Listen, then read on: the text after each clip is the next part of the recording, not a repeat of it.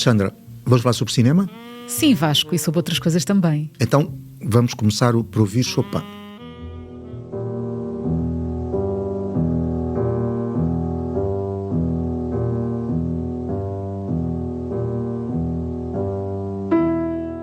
Alexandre, sabes porque é que estamos a ouvir Chopin, não é? Por causa de um filme que acaba de estrear, Valor Sentimental. É por isso, certo? Sim, um filme norueguês. O Chopin que tivemos a ouvir é de um filme do Ingmar Bergman, que se chama Sonata de Outono, um filme de 78, que tu também viste, e que também acho que deves concordar que há uma relação com este filme do Joaquim Trier. Porquê é que a primeira coisa com que relacionaste o Valor Sentimental foi com o Bergman e com a Sonata de Outono? Isso é o que vamos falar sobre isso a seguir. Estamos no Escuro, um podcast sobre cinema e outras coisas. Eu sou a Alexandra Prado Coelho. Eu sou o Vasco Câmara. E esta semana vamos centrar-nos neste Valor Sentimental. Que é o filme que acaba de ser premiado pela Academia Europeia de Cinema e foi considerado o filme europeu do ano. É um filme que também tem estado a fazer uma carreira muito importante nas nomeações para os Oscars, no reconhecimento não só do realizador, mas dos atores. Sim, é um filme que vem de Cannes já, mas daqueles filmes que foram premiados em Cannes, e este também foi, é aquele que suscitou uma certa euforia no momento mais tardio. Mas está agora e está a coincidir com a aproximação aos Oscars, para o qual o filme está nomeado, e os atores. A relação com o Bergman, e eu acho que a relação também tu estabeleceste, tem a ver com muitas coisas. Tem a ver, desde logo, com memória. Não é? Pronto, tem a ver com a minha memória, a memória de um espectador que poderá ter ainda apanhado esse momento em que um cineasta como o Bergman era um realizador, enfim, de grande público, em que o cinema europeu estava cheio de valores assim, de autores que eram também os cineastas que a população que ia ao cinema, que era uma população adulta, consumia. Esse cinema está, de uma certa maneira, em perda, em desaparecimento. Esse cinema de prestígio, cinema de grande público, cinema adulto, cinema de temas, de personagens. Mas este filme do Joaquim Trier desperta uma certa nostalgia desse momento do cinema europeu. É um filme também que traz esse lado de prestígio e que, ao mesmo tempo, na relação com a Sonata de Outono, traz, de facto, a história de relações familiares difíceis, não é? No caso da Sonata de Outono, é uma mãe e duas filhas. Aqui é um pai e duas filhas. A sensação que eu tenho ao rever a Sonata de Outono, depois de ter visto o Valor Sentimental, é que há um certo apaziguamento, ou seja, a violência que tu sentes num filme como o do Bergman está aqui mais apaziguada, embora este seja um filme com uma intensidade nessa questão das relações, da difícil relação pai-filhas, que pode perfeitamente fazer-se esse paralelo, mas há um apaziguamento na forma como o Trier trata o tema, não é? Sim, temos que ser diretos. Isso é porque o Trier não é o Bergman, não é? Obviamente.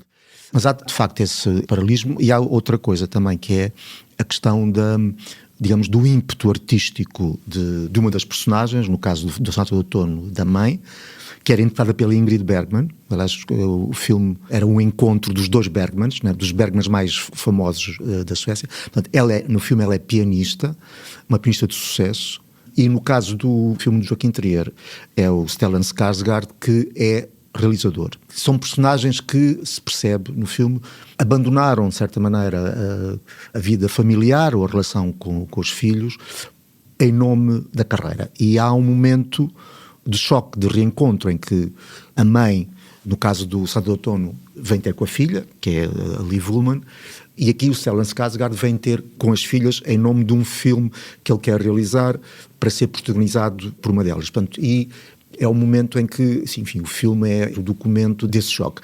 É verdade que o Joaquim Trier não é o Bergman, e o Bergman permanece, quer dizer, monumental, quer dizer, é incrível como...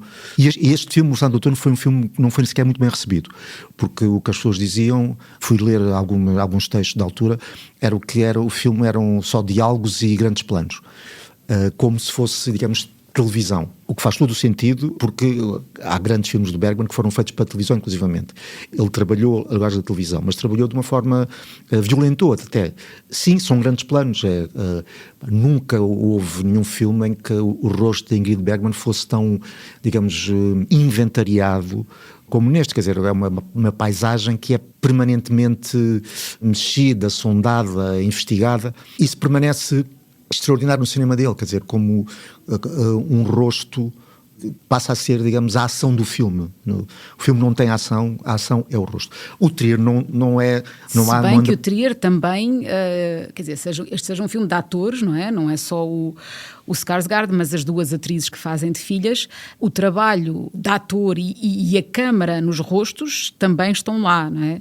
Sim, mas tem outra coisa que eu acho que isso não preocupava o Bergman no tempo do Sonata de Outono, que é a relação com o cinema. Se pensares, por exemplo, no último plano do filme, é como se ele mostrasse, digamos, o dispositivo. Os bastidores. A questão do cinema parece-me ser importante aqui também. O que há de violento no cinema, porque na verdade não se percebe muito bem, não é muito claro porque é que aquele homem, o Skarsgård, será que ele quer mesmo fazer um filme? Ele quer fazer um filme, mas porque é que ele quer utilizar a filha como atriz? Será que porque se quer aproximar da filha? É uma espécie de expediente para se aproximar? É curioso que na Sonata de Outono é precisamente o único momento em que há uma relação com o piano, neste caso, não é? Tu disseste a mãe é pianista e a filha também toca piano, e uma cena que é particularmente tensa é essa cena em que ela começa por tocar, a filha, não toca tão bem como a mãe, depois a mãe diz que sim senhor, que cada uma tem a sua interpretação, mas quando se senta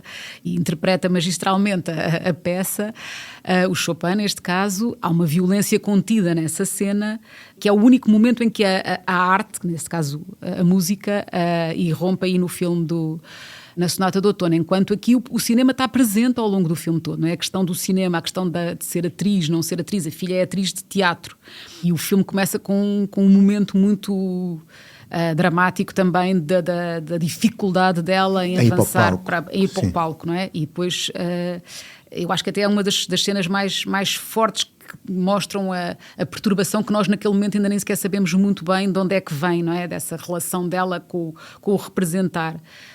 E acho que o filme depois caminha muito nessa questão de onde é que um ator vai buscar aquilo que depois mostra, não é? Aquilo que depois transmite, ou até que ponto é que outro ator não chega lá porque não encaixa, porque não tem aquela vivência. Não? É notório também que uma das coisas que o Trier herdou do Bergman é o facto de estar permanentemente com as personagens quando elas estão a ter dificuldades. É nesse momento em que ela está a ter... no início do filme, quando ela tem aquela angústia, antes de entrar para o palco, estamos bastante tempo com essa angústia, mas depois ela supera e há uma elipse e ela depois está no palco. Ou seja, o momento em que ela supera não é muito relevante para o filme.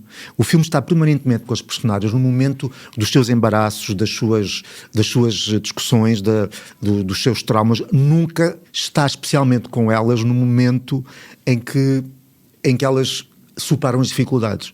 Isso parece-me, digamos, uma escola nórdica, além do mais, mas parece-me algo que é semelhante ao Bergman, quer dizer, estamos sempre com as personagens nos seus momentos de angústia. Mas talvez este mundo exterior mais presente neste filme, no valor sentimental, explica um bocadinho talvez essa sensação que eu descrevi como de apaziguamento, que se calhar não será a palavra certa aqui, mas ou seja, nós acompanhamos as angústias daquelas pessoas, mas enfim, há um mundo, enquanto que o filme do Bergman é muito mais sufocante, não é? Porque basicamente estamos fechados com aquela mãe e aquela filha, sendo que a outra filha também está presente, estamos fechados nesse universo muito mais claustrofóbico, não é? Este permite alguma respiração porque precisamente há outras dimensões, há a questão da casa, não é? Que é uma questão, isto passa-se numa casa e a casa tem, para o realizador, em várias entrevistas eu ouvi-o falar da importância daquela casa. E eu, pessoalmente,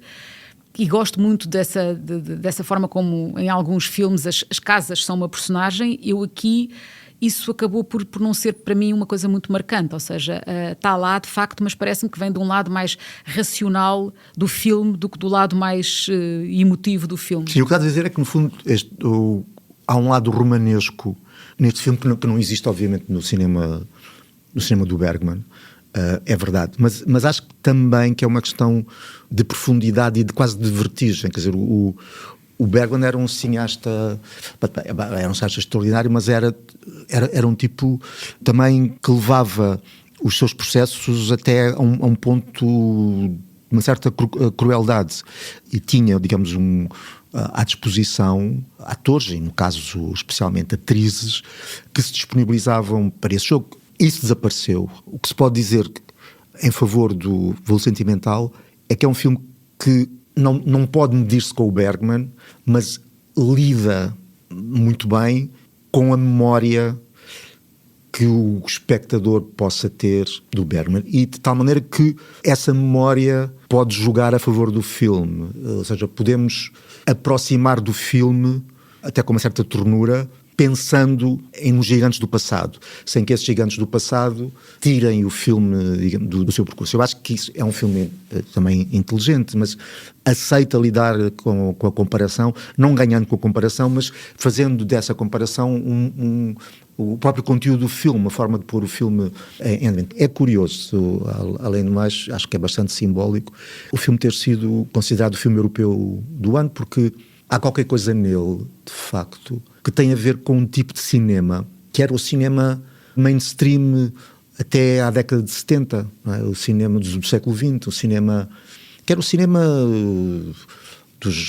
das grandes salas, o cinema do público burguês, que é o cinema para se defrontar ou confrontar com filmes de autores que eram de universos muito, muito particulares, e que era quase como um desafio que se aceitava a ideia de ver um filme para ver se se percebia o filme, se saía de lá a perceber o filme ou não perceber o filme, como se houvesse uma montanha que era preciso atravessar.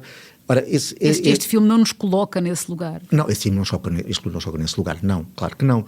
E se calhar até o Sonata de Outono, já foi na fase final da carreira do Bergman, também se calhar é dos filmes dele mais, entre aspas, acessíveis, que era uma coisa que se dizia muito, que era um filme acessível, não era acessível, uma palavra que é um bocado absurda, mas, por exemplo, o Persona é fim das montanhas intransponíveis dele, mas o Persona teve carreira comercial fantástica, quer dizer que as pessoas iam ver. Este filme, vejo nele esta simbologia, como também filme europeu do ano, era simbolizar uma relação com o cinema que já desapareceu, não é? Mas quando tu falas, tu escreveste que foi dito, ou foi utilizada essa ideia de filme burguês, não é? De uma certa, até numa perspectiva um bocadinho crítica. Sim, houve uma certa crítica francesa que considerou o filme um filme burguês. Eu acho que não é porque, obviamente, que as personagens do filme são burguesas, são burguesas, mas o burguês aqui era no próprio, que formalmente era um filme burguês. Penso que devia ter a ver com tudo, desde os cenários até à forma mais, digamos, aconchegante como as coisas se passam, que não há momentos radicais, não há chatices para o espectador, tudo é bem acolchoado. Sim, é verdade, mas se pensa num público burguês, também foi o público burguês que fez do Bergman quem ele é, do Fellini quem ele é, ou seja, os grandes autores europeus também filmavam para um público que era essencialmente, foi um público adulto e burguês também. Era um público burguês mais disponível para se incomodar, para ser perturbado. Para ser perturbado, para ser magoado, para ficar a pensar porque é que no Persona há um momento em que a película queima. Ficar assim e dizer, não percebi nada. Como diziam, não percebi, mas gostei. Ou não percebi, não gostei. Mas as pessoas iam para ter essa experiência, fazia parte da sua condição de habitantes de uma cidade. Ir ver o filme do Bergman que tinha estreado, ou o filme do Fellini. Olha, isso desapareceu tudo. E é nesse sentido que eu acho que este filme é curioso por ter essa espécie de memória inscrita nele.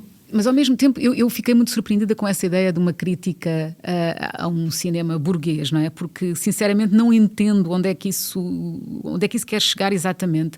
Quer dizer, os cineastas serão na sua maior parte, saídos de uma burguesia, não é?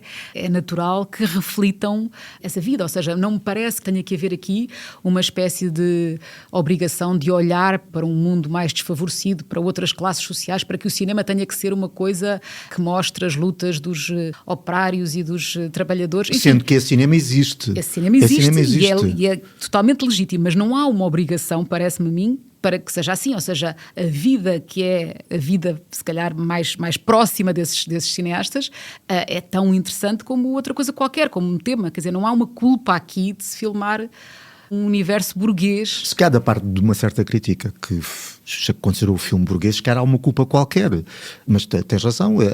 Aliás, o início do século XXI, portanto ali naquela viragem de 1999 para 2000, houve uma vaga de um cinema feito por cineastas que não vinham propriamente da burguesia e que se interessaram e ainda estão interessados, porque esses cineastas continuam pelo mundo do trabalho, pelas consequências do trabalho sobre o corpo e sobre a cabeça das pessoas.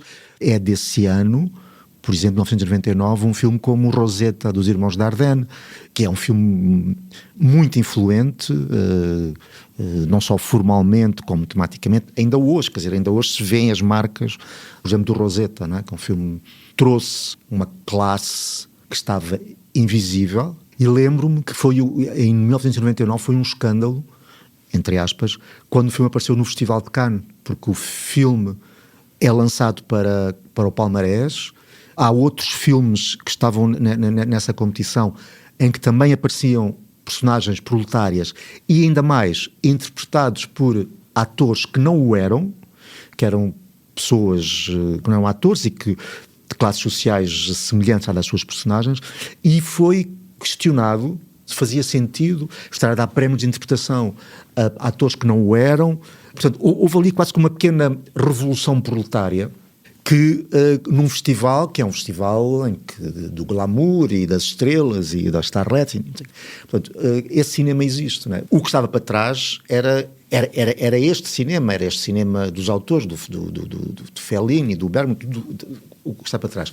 Portanto, sim, é verdade que o Trier o filme do Trier era sobre personagens da burguesia, é evidente que sim, mas também eram os do Bergman, não é? Outra coisa que eu acho muito interessante esta, quer dizer, nós olhamos para os filmes de maneiras diferentes e não necessariamente como com as coisas que os próprios realizadores mais valorizam no filme. E eu, como dizia há pouco, tinha esta expectativa dessa questão da casa, que para mim não acabou por não ser tão tu achaste que a casa ia ser uma personagem do filme? Achei que a casa ia ser...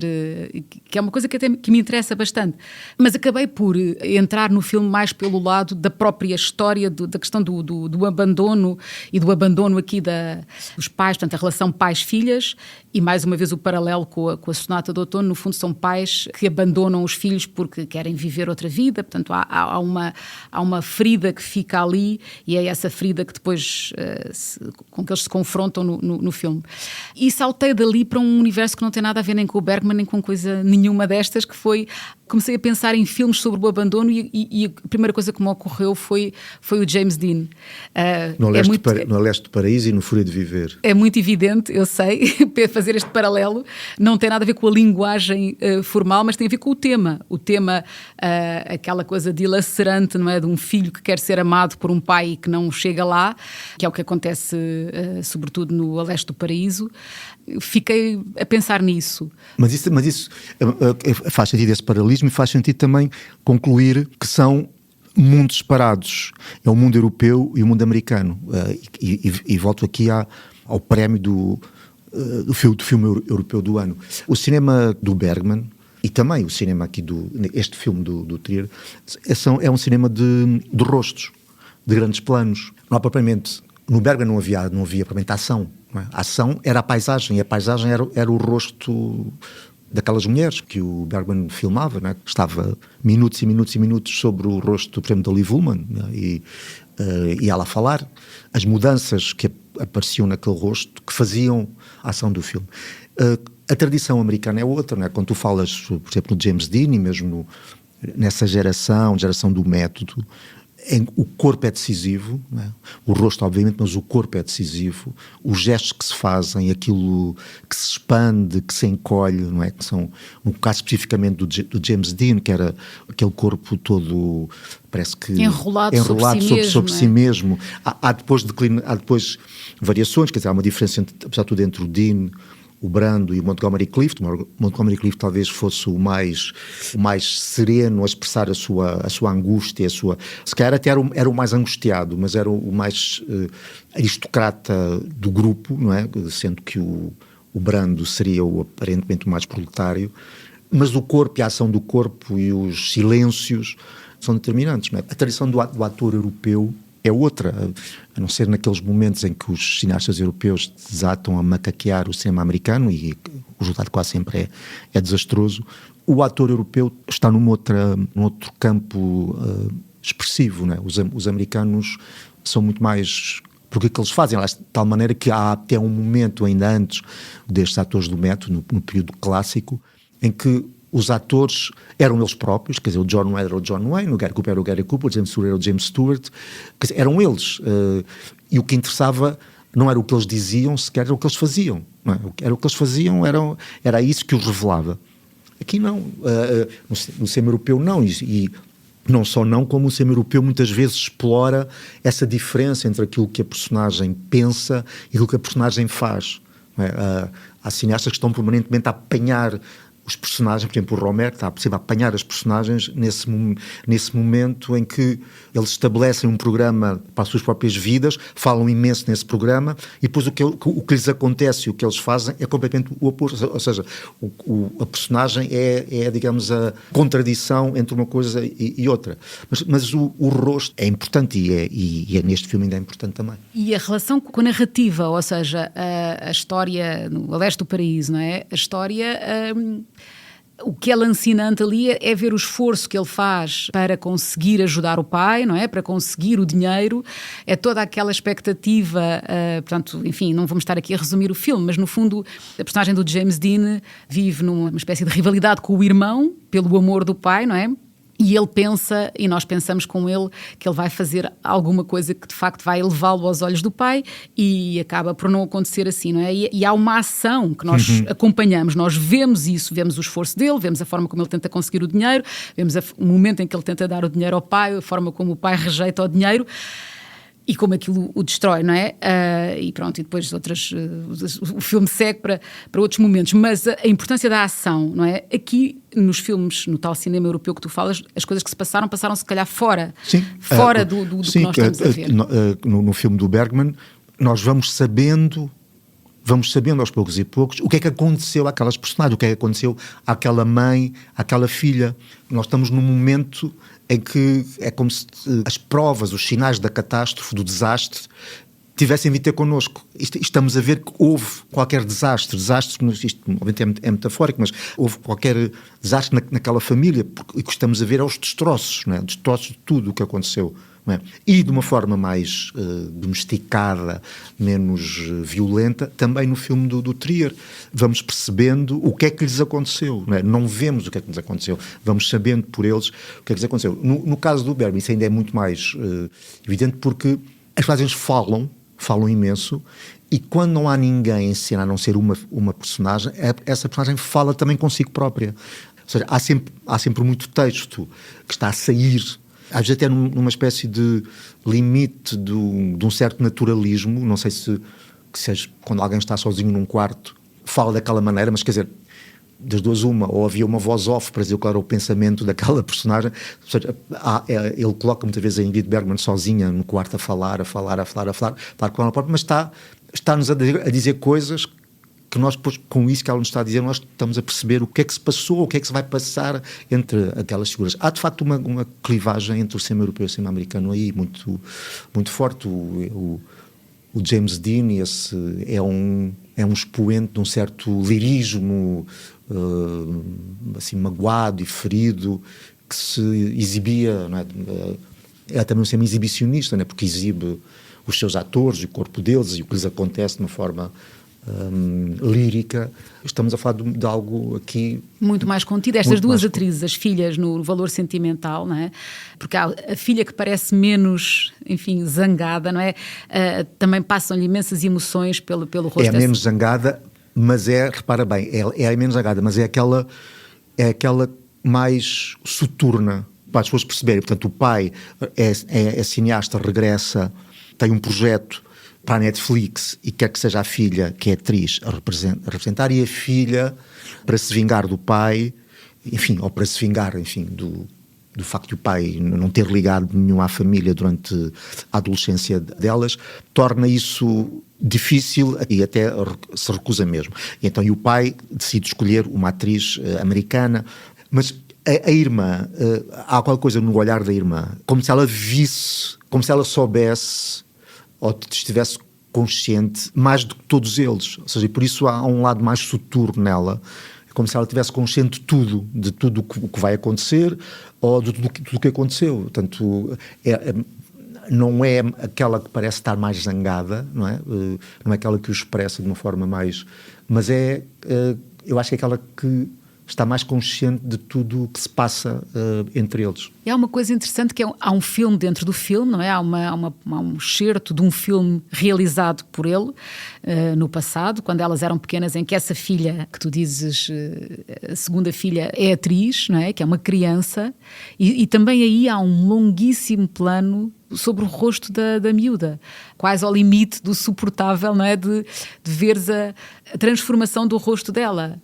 Sim, é mesmo isso, não é nenhum efeito poético. Tudo se passa, as ações passam-se nas emoções das personagens, e o rosto é a forma que estes cineastas escolheram para mostrar, se calhar de uma forma mais abstrata, mas por isso se calhar também a música, no caso da Sonata do Outono, tem um papel importante, é de facto musical. Aliás, há um tipo que escreveu um texto sobre o Sonata do Outono em que encontra no filme uma espécie de construção da sonata, ou seja, como se o próprio filme em si tivesse os movimentos da sonata, ou seja, que a própria construção musical é a construção do filme. E agora, uma curiosidade, enfim, para se alguém quiser ir ver a Sonata do Outono ou rever a Sonata do Outono, a Liv Ullmann, que é uma figura, é uma mulher, mas é uma mulher, mal se vê o primeiro plano com a Liv Ullmann, percebe-se logo qual é o que é que se passa com ela, né? Porque há algo nela que parece, mesmo fisicamente, parece que está refém de uma infância, né? Ela parece que vive fisicamente a infância, parece que não a abandonou.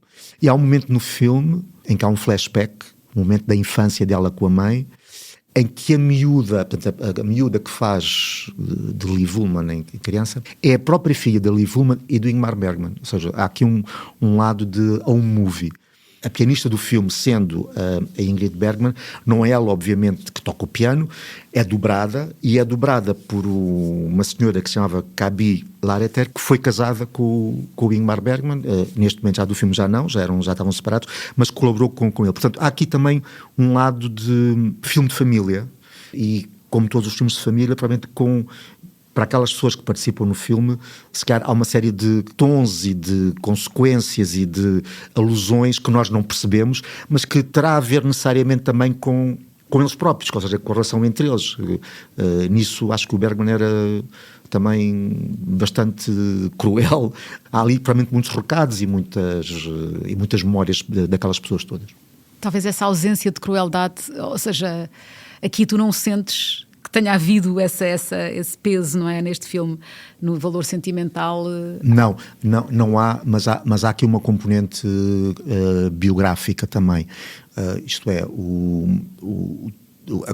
a personagem é um realizador de cinema. O Trier vem de uma família de artistas em que ele tem um avô cineasta, que inclusive esteve em 59, 60 a concurso no Festival de Cannes, com um filme num ano em que, por exemplo, havia Antonioni, Bergman, curiosamente.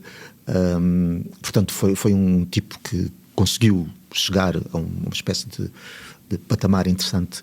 E, portanto, essa memória da família também entra aqui no filme. Provavelmente o espectador... Não dessa forma violenta e sim, pouco perversa. Não saberemos nunca, mas ele saberá, quer dizer, é daquelas coisas que interessará a ele e às pessoas da família dele, mas isso, digamos, alimentou, acho eu, o filme.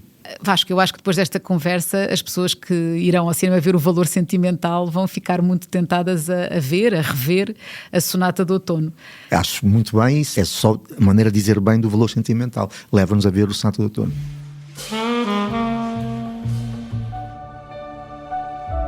My father is a really good director, but he's a very difficult person. We can't really talk. Hi, Papa. Hi.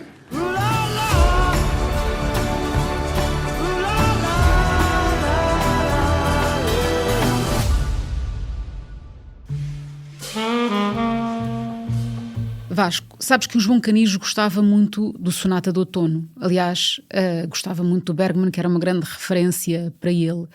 E nós estivemos aqui a falar do Valor Sentimental, da Sonata de Outono, e de repente estabelecem-se aqui uma série de ligações com o Canijo, nomeadamente toda a questão das atrizes, do trabalho das atrizes. Da família. Da família, exato. Uma das primeiras coisas que ele fez em teatro, em 87, eu vi, era uma peça chamada Jogos de Praia. Tudo se passava num ringue, uma espécie de ringue de boxe, com areia de praia, e era um confronto entre dois casais. Ou seja, já aí as relações familiares como uma espécie de círculo infernal.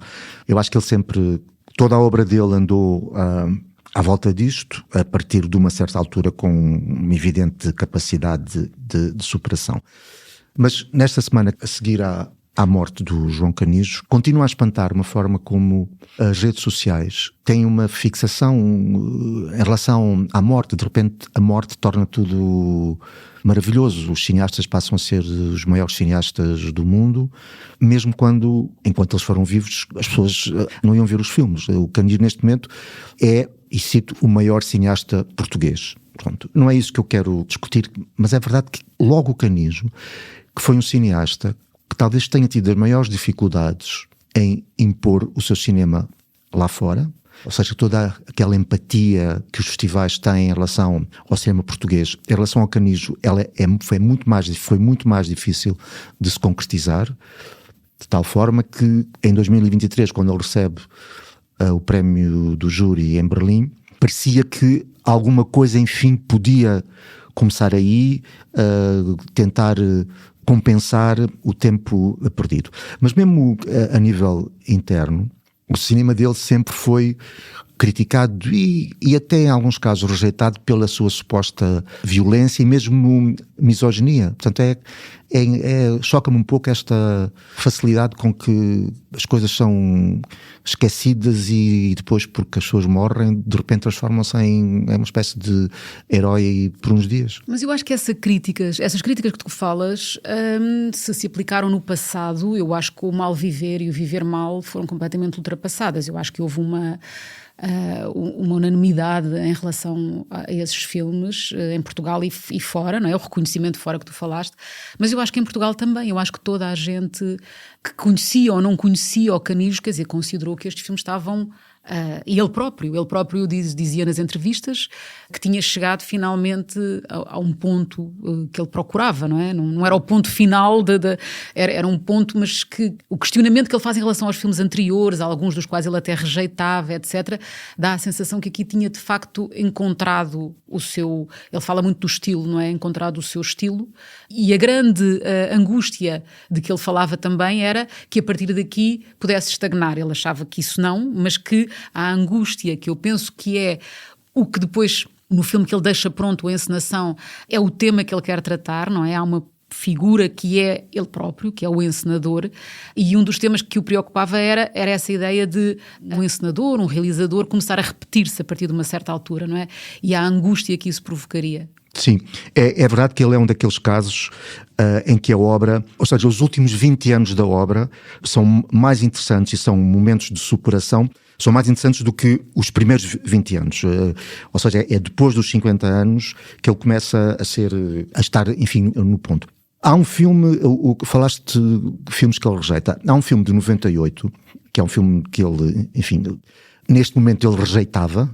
Não sei se daqui a 20 ou 30 anos ele não teria uma visão diferente e conseguisse olhar para a obra como um conjunto, mas neste momento ele rejeitava, de facto, que é Os Sapatos Pretos, que é um filme que de facto define-o como um cineasta interessado numa espécie de sordidez, de um Portugal profundo, próximo da caricatura.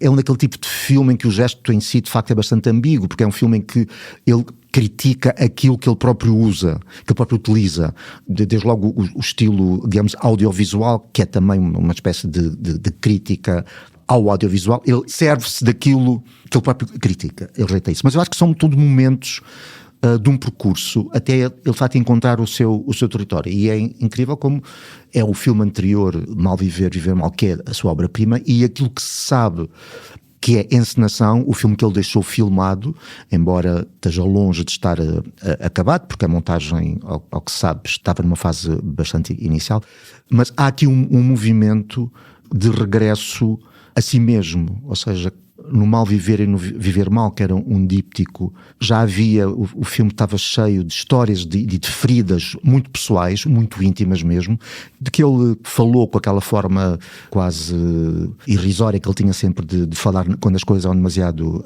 sérias. E a encenação é a história do encenador e das suas atrizes, sendo que as atrizes deste filme são as atrizes do Canijo, são as mulheres e atrizes da vida dele, e portanto ele aceita ser confrontado e confrontado. Portanto, há de facto um movimento, ele precisou de algum tempo para chegar a essa espécie de teatro de câmara, daí a relação com o Bergman e com o Sonata de Outono, e para chegar a esta espécie de decantação. Eu acho que estes filmes é um momento, de facto, são momentos muito decantados, e é isso que é a grande diferença entre o que está para trás.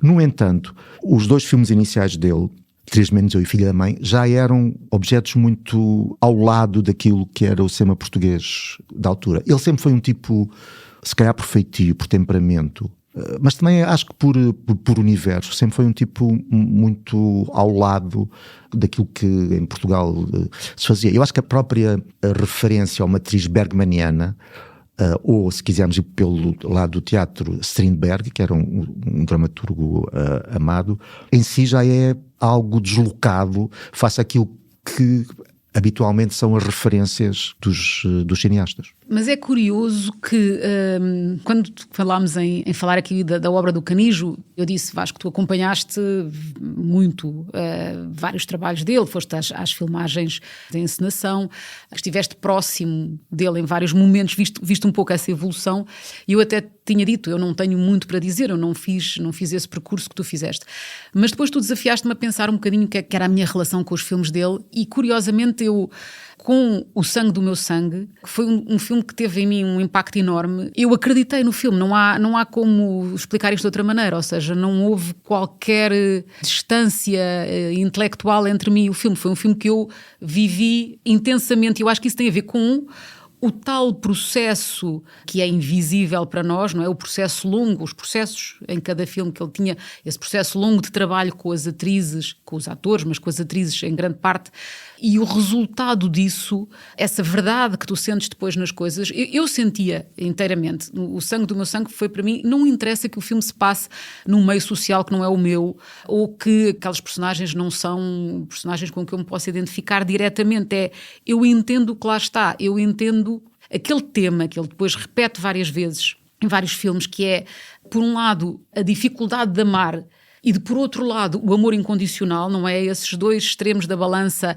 entre mães que não conseguem amar ou que amam demais, e a ideia do sacrifício, do tal amor incondicional que está presente no Sangue do Meu Sangue, a mim tocam muito profundamente, ou seja, a verdade do que lá está, para mim é inquestionável. Mas é curioso que digas isso, porque sabes, olha, O Sangue do Meu Sangue foi um daqueles casos, na altura eu lembro-me de ter lido críticas internacionais, foi daqueles casos, digamos, lost in translation, porque uma das coisas que apareceu frequentemente é a definição do filme como algo próximo da telenovela. em Portugal, sugeriu-se, ou mais do que sugeriu, que ele era um olhar tipo a feios, porcos e maus.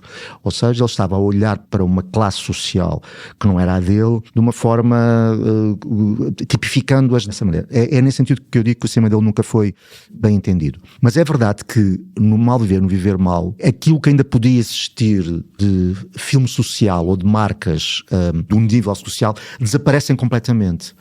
E aquilo que se sabe do encenação ainda desaparecem mais, como se tudo se fechasse agora, e é esse o cenário do filme, é uma sala, é um ensaio de uma peça num teatro, é como se, de facto, todas essas marcas de documento da sociedade, ou de querer dizer algo sobre a sociedade, estivessem cada vez mais afastadas, o olhar cada vez mais despojado, centrado nos sentimentos e nas emoções. Eu acho que é nesse sentido que o cinema dele também se torna cada vez mais bergmaniano, nesse sentido. Digamos, é o teatro dos sentimentos. Aliás, ele dizia uma coisa muito engraçada, ele dizia que, e aí é a importância do teatro no cinema dele, ele começou como assistente e trabalhou, por exemplo, com o Oliveira, mas o teatro no Oliveira e no Carniços são diferentes, ou seja, no caso do Oliveira, o Oliveira achava que o cinema era teatro filmado, ou seja, é a própria ontologia do cinema e da imagem. O Canijo, o teatro, é um processo para chegar a uma verdade. E, aliás, ele dizia que um ator e uma personagem eram mais verdadeiros do que a pessoa na chamada vida real, porque na vida real é que as pessoas usam máscaras. Portanto, o teatro é uma forma de nudez, é um processo, e por isso aquele longo processo que durou meses e meses e meses, em que ele construía os argumentos com os atores, com várias reescritas de argumento, várias versões, até finalmente se filmar. Lá está, é curiosa a ligação com o valor sentimental nesse processo, não é?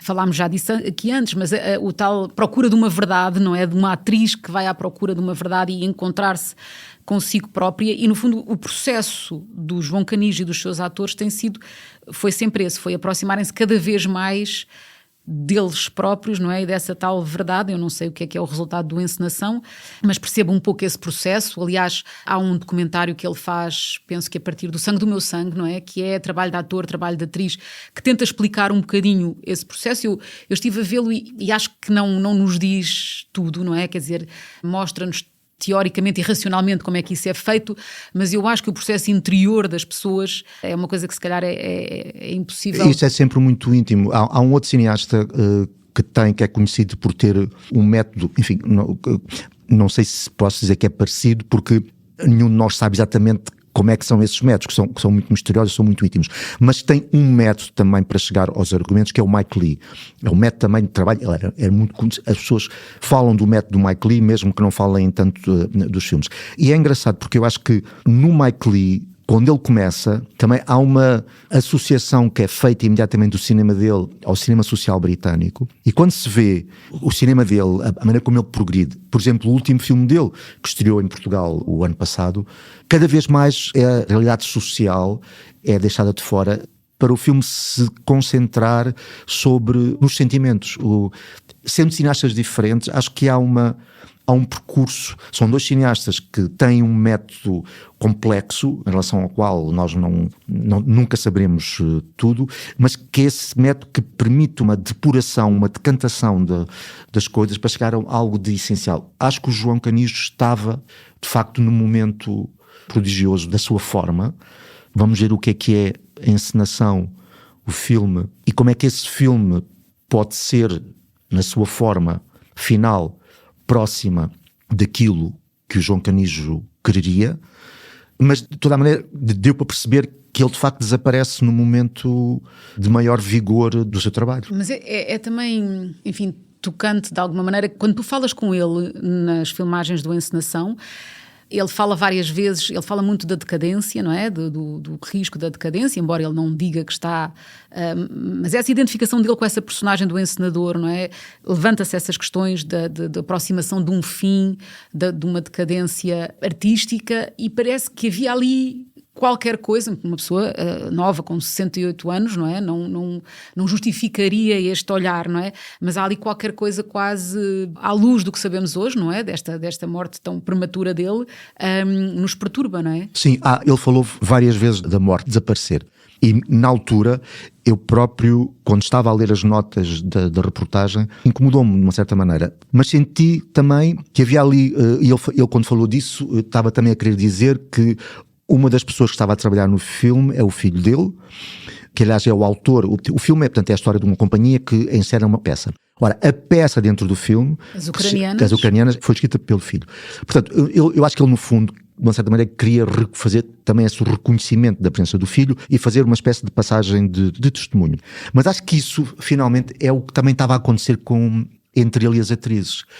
O que eu acho que é, enfim, não vi o filme, não sei o que é o filme, sei o que ele me disse sobre o que era o filme, vi a rodagem e falei com as atrizes. Era como se ele, de uma certa maneira, ao permitir que ele fosse visto pelas próprias atrizes, ou seja, que o argumento do filme seja também o olhar das atrizes sobre ele, ao permitir essa espécie de invasão do outro em relação a ele próprio, fosse uma maneira de devolver qualquer coisa a elas, que elas durante tantos anos e tantos filmes lhe tinham dado. Portanto, curiosamente, acho que há qualquer coisa de um círculo que se fecha.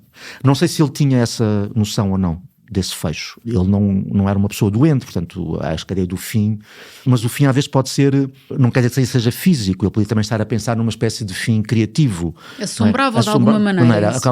E se calhar este filme permitia-lhe poder dizer alguma coisa de volta às atrizes, ao permitir ser questionado, de certa maneira. A personagem do encenador é interpretada pelo Miguel Guilherme e ele tinha, eu vi uma cena em que ele tem uma discussão com as atrizes e sai, e ele, a maneira como ele, o que ele diz e a maneira como ele anda, é óbvio, o Miguel Guilherme, por iniciativa própria, assumiu características do próprio Canijo, pronto, ou seja, tornou isso, explicitou isso. Mas há de facto, há qualquer coisa aqui neste filme de círculo que se estava a fechar, e acho que isso é comovente e acaba por, nesta coisa tão absurda que é a morte, introduzir uma certa verdade qualquer, uma verdade, enfim, não sei se poética, se é dizer dessa maneira, mas há uma verdade qualquer nisto, quer dizer, de ele ter desaparecido no momento em que estava a fechar qualquer coisa. É interessante também ir lendo as entrevistas dele ao longo dos tempos sobre os vários filmes e essa consciência muito forte dele de que fazer um filme não era só fazer mais um filme, não é? Era dar mais um passo nessa aproximação da tal verdade. Mas curiosamente eu volto atrás só por causa do sangue do meu sangue, essa questão social que para mim, como te digo, não criou qualquer distância entre mim e o filme, ao contrário do que acontece se calhar com outros filmes de cinema português, em que esse lado de olhar para um mundo que não é o nosso, eu tenho mais dificuldade em ultrapassar esse gap. Mas porquê? Porque achas que esse olhar, nesses casos, é um olhar também um bocado paternalista, é isso? Não sei se é paternalista, mas sinto que há uma distância que não sinto no sangue do meu sangue. Ou seja, o que é que eu quero dizer? Tu escreveste também sobre isto, que é, tu disseste que há outras coisas que impediram até o reconhecimento internacional mais cedo do Canijo, que têm a ver com o que é universal no filme, fica em segundo plano. Ora, para mim, no sangue do meu sangue, o que é universal, não é? Essa força do amor incondicional, etc., não ficou em segundo plano. Era como te digo, não é para mim importante que aquilo se passe num bairro das periferias de Lisboa ou que se passe com pessoas que não são as pessoas da minha classe social. O lado universal, para mim, tocou-me logo ali. Acho interessante essa parte, o que tu dizes em relação ao reconhecimento internacional. Percebo a questão do som, que é muito... Sim, a questão do som é porque, a partir de uma certa altura, e isto acontece mais ou menos ali na Noite Escura, aquilo que estamos a ouvir no som do filme não é necessariamente aquilo que estamos a ver. Por exemplo, vemos duas personagens a falar e em som estamos também a ouvir conversas que estão a acontecer, por exemplo, noutras mesas. No Noite Escura é uma casa de alterne, também com a Rita Blanco, portanto com as atrizes, com a Anabela Moreira. Sim, no Viver Mal Ver é um hotel. Ora, para alguém que está a legendar o filme, é muito complicado decidir o que é que ele vai traduzir, porque ele não pode traduzir tudo, porque senão as legendas sobrepunham-se. E, portanto, estão duas personagens a falar que estão a ser filmadas, estão a falar sobre um assunto, a contar uma história. Entretanto, estamos a ouvir duas outras conversas em som. O tradutor tem que decidir qual é aquilo que vai traduzir, não vai poder traduzir tudo, portanto vai seguir apenas... Ora bem, a sensação é que, de uma certa maneira, o filme não é todo traduzível, que há alguma coisa que se perde. E não sei se isso pode ter alguma influência as pessoas não perceberem exatamente o que é que está em causa. Esta espécie de sinfonia caótica, essa espécie de acumulação, não serve só para nós seguirmos, sabermos o que é que está a acontecer, o que é que eles estão a falar. Isto diz algo sobre o dispositivo formal deste cineasta. Se calhar, em alguns casos, foi difícil de passar, não é? Quando, em relação ao Sangue do Meu Sangue, alguém dizia que isto parece uma telenovela, não perceberam a vento o filme, porque... E é isso que eu acho que o torna de facto um tipo cujo reconhecimento tardou. E não sei agora, com a morte dele, se isso vai ter algum efeito. Que efeito é que isso pode ter no conjunto da obra? Mas sendo a obra de facto uma espécie de processo, não é? E mesmo com as coisas que ele entretanto rejeitou, eu acho que também é muito interessante olhar para essa evolução, não é? Tu tens aqui uma evolução da relação com os atores, uma evolução dele próprio enquanto cineasta que se questiona permanentemente e que busca qualquer coisa, e quando olhas, se conseguires olhar para trás e fores vendo essa evolução, também é muito interessante perceber que isso passou aos nossos olhos. Até porque há uma espécie de... Imagina, mesmo em relação aos espaços, tens um bairro, o Sangue do Meu Sangue, tens um bairro na periferia de Lisboa. No Mal Viver, Viver Mal, tens um hotel. E agora no Encenação tens um palco onde se encena. Há aqui, obviamente, uma espécie de movimento de interiorização das coisas. E com essa interiorização acho que vem a depuração e também, isso tu dizias, do lado mais universal. Ou seja, é bonito esse movimento e é trágico e ao mesmo tempo podemos encontrar uma narrativa no facto de tudo se ter terminado, ter fechado aqui neste momento. Começámos com Chopin, mas estivemos ao longo deste episódio, como sempre, com a música do Rodrigo Amado, The Hidden Desert, e falámos de cinema e de outras coisas. Voltamos para a semana.